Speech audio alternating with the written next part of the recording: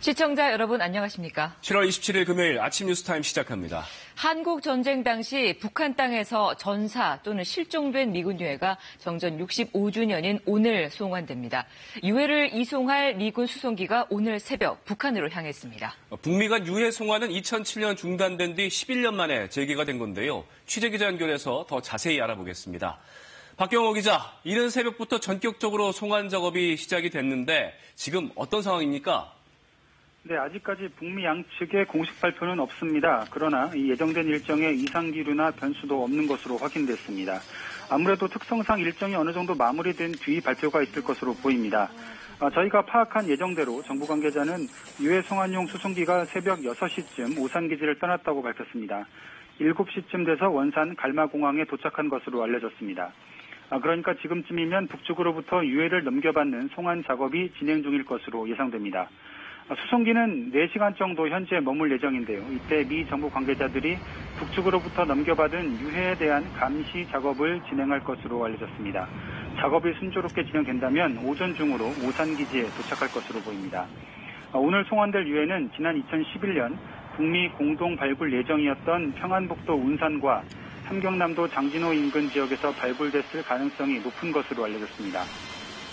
유해는 오산기지 안에 보관되며 추가 DNA 검사 등을 거칠 예정입니다. 이후 다음 달 1일 미국 하와이로 옮겨져 추가 검사와 현지 가족들과의 DNA 대조 작업 등을 진행한 뒤에 고국에서 영면해들 예정입니다. 네, 유해 송환이 이루어지기까지 생각보다 시간이 더 걸렸습니다. 이번 일 어떻게 평가할 수 있을까요? 네, 유해 송환은 지난달 12일 싱가포르 회담에서 김정은 위원장과 트럼프 대통령이 공동 합의한 사항입니다. 이달 초 폼페이오 장관이 방북한 뒤에 7월 12일 판문점에서 송환 관련 회담을 열기로 했다가 무산이 되고 북한이 장성급으로 격상시켜 역제안하는 등 우여곡절을 겪기도 했습니다. 또 2007년 이후 11년 만에 유해 송환입니다. 송환을 앞두고 CNN 등은 실무 협상 과정에서 비용 지불 문제가 막판 변수가 됐다고 보도하기도 했습니다. 미 정부는 유해 발굴에 소요된 비용은 정산 개념 정도로만 보존해 줄 수 있다는 입장인데요.